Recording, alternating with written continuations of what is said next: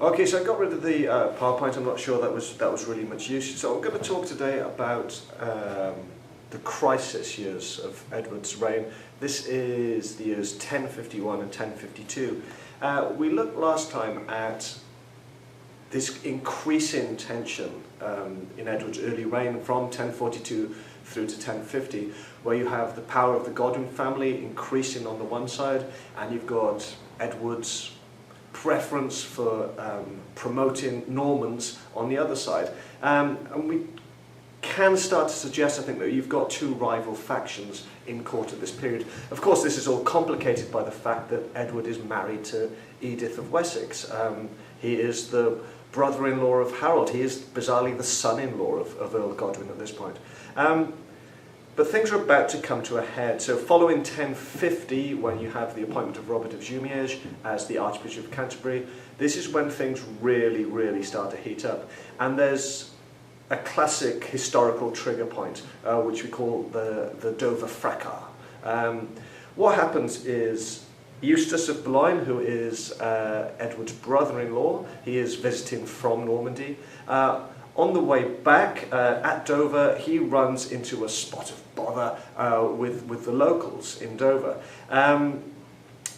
What exactly it ensures is not very clear, but there was certainly violence involved. Edward is furious with this. He is absolutely furious about this, and he orders Earl Godwin to punish the Saxons, the English in Dover. Dover, of course, is part of Earl Godwin's own earldom of Wessex, so it's Godwin's responsibility to deal with this. Godwin refuses, and I think this really demonstrates just how tense things have become between these different powerful factions at court.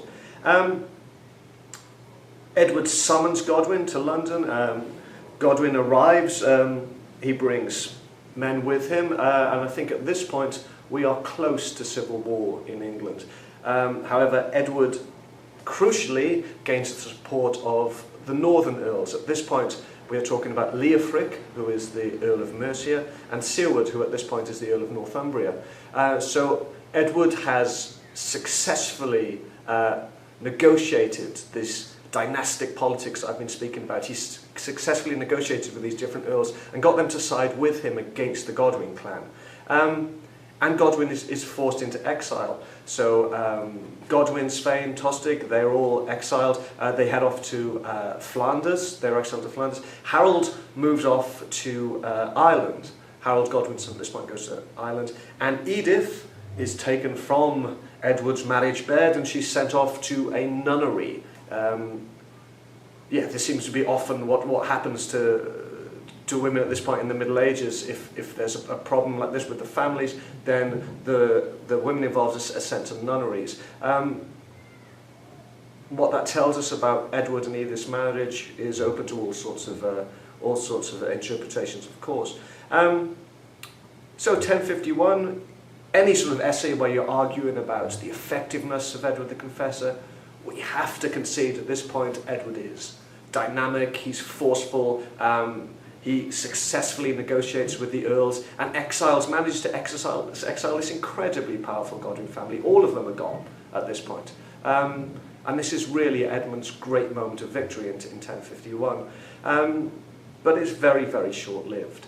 So almost immediately Godwin and Harold are raising armies, and they sail back in dramatic fashion in 1052, and we have this wonderful image of the Godwin fleet, if you like, sort of the Godwin power base as they sail up the Thames. I mean, if you can't get excited about this, a sort of a Middle Ages family returning from exile and sailing right up the Thames towards Westminster, with all of their army, with all of their retainers with them, then yeah, you're missing what makes this such a wonderful period.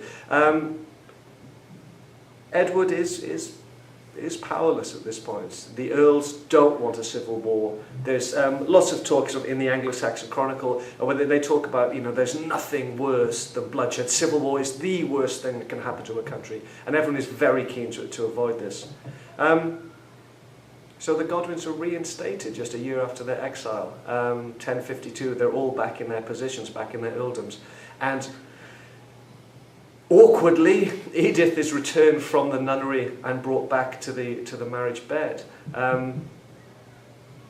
What a family. I mean, it's hard to imagine just quite how awkward Christmas dinner must have been with Edward and the Godwin family in Christmas 1052. Yes, so this is a crucial moment to bear in mind. Key things to take away: Edward is decisive. He attempts to combat the Godwin influence, but ultimately he's powerless. They are too powerful, and they return in 1052.